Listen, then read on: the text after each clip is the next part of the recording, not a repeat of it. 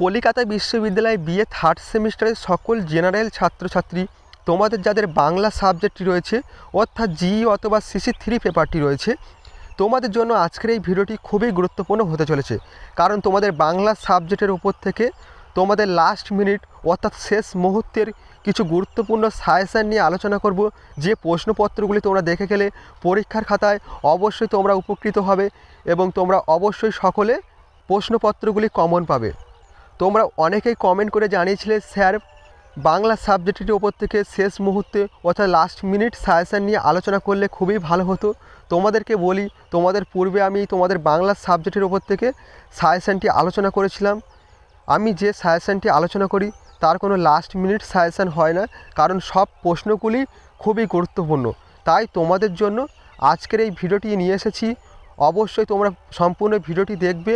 যেগুলি খুবই গুরুত্বপূর্ণ প্রশ্ন রয়েছে সেই প্রশ্নগুলি তোমাদের হাইলাইট কালার করা হয়েছে এবং স্টার মার্ক দেওয়া হয়েছে। তাই ভিডিওটি সম্পূর্ণ দেখার অনুরোধ রইল। পরীক্ষা যাওয়ার আগে অবশ্যই তোমরা এই প্রশ্নপত্রগুলি ভালোভাবে প্র্যাকটিস করে গেলে অবশ্যই তোমরা উপকৃত হবে। এবং তোমরা যারা চ্যানেলে নতুন আছো অবশ্যই চ্যানেলটি সাবস্ক্রাইব করে নিও এবং আমার পাশে থেকো। এবং তোমরা যারা অলরেডি চ্যানেলটি সাবস্ক্রাইব করে নিয়েছো তোমাদেরকে জানাই অসংখ্য ধন্যবাদ। চলো তোমরা প্রশ্নপত্রগুলি দেখে নাও, তোমাদের জন্য কি কি গুরুত্বপূর্ণ প্রশ্ন রয়েছে। দেখো তোমাদের সাজেশানটি দেখে নাও। তোমাদের গুরুত্বপূর্ণ প্রশ্নগুলি তোমাদের স্টার মার্ক দেওয়া হয়েছে এবং হাইলাইট করা হয়েছে। এই প্রশ্নপত্রগুলি অবশ্যই তোমরা পরীক্ষা যাওয়ার আগে অবশ্যই তোমরা গুরুত্ব সহকারে ভালোভাবে প্র্যাকটিস করে যেও। প্রশ্নপত্রগুলি দেখে নাও।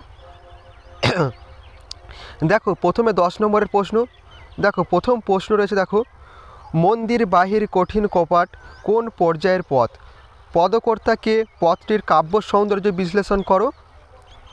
খুবই গুরুত্বপূর্ণ একটি প্রশ্ন। তোমাদের নম্বর বিভাজন থাকে এইভাবে 1+1+8। তাই অবশ্যই তোমরা এই প্রশ্নগুলি অবশ্যই গুরুত্ব সহকারে পড়বে। অবশ্যই তোমরা এই প্রশ্নটি তোমাদের পরীক্ষার খাতায় কমন পাবে। পরবর্তী যে প্রশ্ন রয়েছে, দেখো 2 এর দাগে মাথুর বলতে কি বোঝায়? এই পর্যায়ে শ্রেষ্ঠ পদকর্তাকে, তোমার পাঠ্যপদ অবলম্বনে তার কৃতিত্বের পরিচয় দাও। মোস্ট ইম্পর্টেন্ট প্রশ্ন। এই প্রশ্নটিও তোমরা খুবই যত্ন সহকারে পড়বে। দেখো তৃতীয় প্রশ্ন রয়েছে, পুনশ্চ কাব্যগ্রন্থের ছেলেটা কবিতায় কবি মুক্ত শৈশবের যে মর্মস্পর্শী কথাচিত্র রচনা করেছেন তা নিজের ভাষায় লেখো। মোস্ট ইম্পর্টেন্ট প্রশ্ন। তোমরা এই প্রশ্নটিও খুবই যত্ন সহকারে পড়বে। এবং চতুর্থ প্রশ্ন রয়েছে, নষ্টনীর কবিতাটির নামকরণের সার্থক হয়েছে কিনা তা আলোচনা করো। ভেরি ইম্পর্টেন্ট প্রশ্ন। অবশ্যই তোমরা এই প্রশ্নটিও পড়বে। এবং 5 দাগে রয়েছে, অভিসার পর্যায়ে শ্রেষ্ঠ কবিকে তোমার পাঠ্যপদ অবলম্বনে তার কবি কৃতিত্বের পরিচয় দাও। ভেরি ইম্পর্টেন্ট প্রশ্ন। তোমাদের এই প্রথম 5টি প্রশ্ন খুবই গুরুত্বপূর্ণ প্রশ্ন। অবশ্যই তোমরা যত্ন সহকারে এই প্রশ্নগুলি প্র্যাকটিস করবে। কারণ আমি যে সাজেশানগুলি দিয়েছিলাম পূর্বে, এই সাজেশানগুলি তোমাদের লাস্ট মিনিট সাজেশান হয় না। তবু তোমাদের জন্য লাস্ট মিনিট সাজেশান নিয়ে আলোচনা করছি। পরবর্তী যে প্রশ্নটি রয়েছে, দেখো দাঁড়ায়া নন্দের আগে গোপাল কান্দে অনুরাগে কোন পর্যায়ের পদকর্তাকে বা পত্রীর কাব্য সৌন্দর্য বিশ্লেষণ করো। এই প্রশ্নটিও তোমরা যারা ভালো রেজাল্ট করতে চাইছো, ভালো নম্বর পেতে চাইছো, তোমরা অবশ্যই এই প্রশ্নটি দেখবে। এবং পরবর্তী যে প্রশ্ন রয়েছে, দেখো 7 দাগে রাজা ও রানী নাটক অবলম্বনে সুমিত্রার চরিত্রটির পরিচয় দাও। মোস্ট ইম্পর্টেন্ট প্রশ্ন।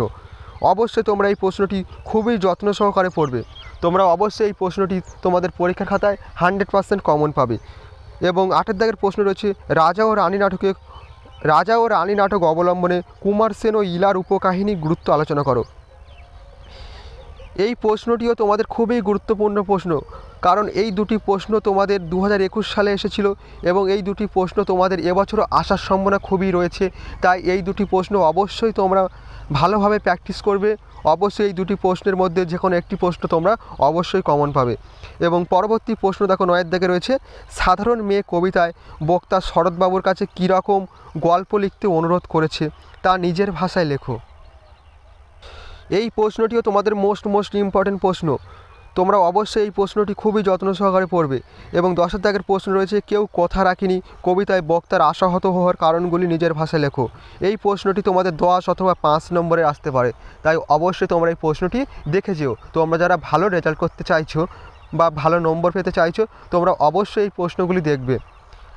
আর এই যে প্রশ্নগুলি আলোচনা করলাম এর মধ্যে দিয়ে তোমরা অবশ্যই তোমাদের পরীক্ষা খাতায় 6টি প্রশ্ন হয়, তোমরা অবশ্যই 10 নম্বরে 6টি প্রশ্ন কমন পাবে।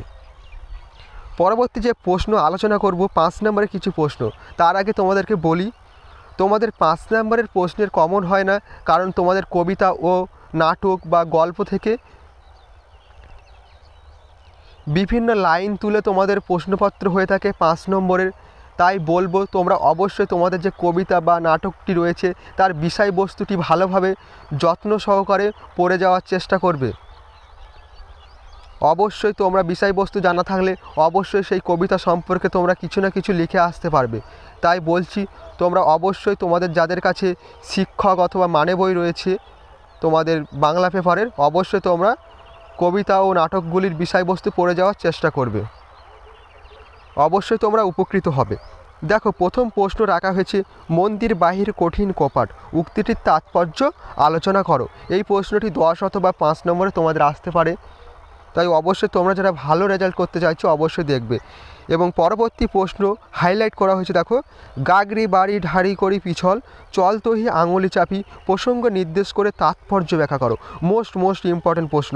পরবর্তী প্রশ্ন রাখা হয়েছে, দেখো, 3 দাগে রয়েছে চাতক জলত কহি সে নহে তুলনা, সময় নহিলে সে না দেয় এক কোণা, পদকর্তাকে অংশটির তাৎপর্য বিশ্লেষণ করো। ভেরি ইম্পর্টেন্ট প্রশ্ন।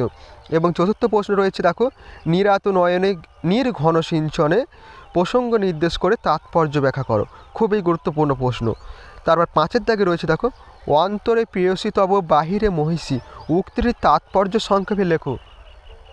খুবই গুরুত্বপূর্ণ একটি প্রশ্ন, অবশ্যই এই প্রশ্নটি দেখবে তোমরা। এবং 6 দাগে রয়েছে আধমরা হয়ে বেঁচে ওঠে কার কথা বলা হয়েছে, সে কেন আধমরা হয়েছিল। তারপর পরবর্তী প্রশ্ন দেখো, দিনের ভাগারে নামে রাতের শকুন, এ কথা কেন বলা হয়েছে। পরবর্তী প্রশ্ন দেখো 8 দাগে রয়েছে দিন রাত মনে হয় কোন আধমরা জগতের সঙ্গে যেন আষ্টে পৃষ্ঠে বাধা পড়ে আছে, কার কেন একথা মনে হয়েছে। খুবই গুরুত্বপূর্ণ একটি প্রশ্ন। এই প্রশ্নটি তোমরা অবশ্যই যত্ন সহকারে প্র্যাকটিস করবে। তোমরা যারা কম পড়াশোনা করে ভালো রেজাল্ট করতে চাইছো বা কোনো রকমে পাস করতে চাইছো, তোমরা অবশ্যই প্রশ্নগুলি দেখবে। এই প্রশ্নগুলি তোমরা যেগুলি হাইলাইট করা হয়েছে সেগুলি অবশ্যই তোমরা দেখে যেও। পরবর্তী প্রশ্ন দেখো 9 দাগে রয়েছে আগে তারে বন্দি করে আনি, তারপরে যথাযোগ্য করিব বিচার, কে কাকে কেন বন্দি করে আনতে চান। খুবই গুরুত্বপূর্ণ প্রশ্ন, এই প্রশ্নটিও তোমরা দেখবে। এবং 10 দাগে রয়েছে পুনঃ গতা করু জড়পন্ত, উদ্দিষ্ট ব্যক্তির এই উক্তি আচরণের কারণ বিশ্লেষণ করো। মোস্ট ইম্পর্টেন্ট প্রশ্ন। তারপরে 11 দাগে রয়েছে বধূ তুমি যে আমার প্রাণ, বক্তাই একথা কেন বলেছেন, সংক্ষেপে লেখো। মোস্ট ইম্পর্টেন্ট প্রশ্ন।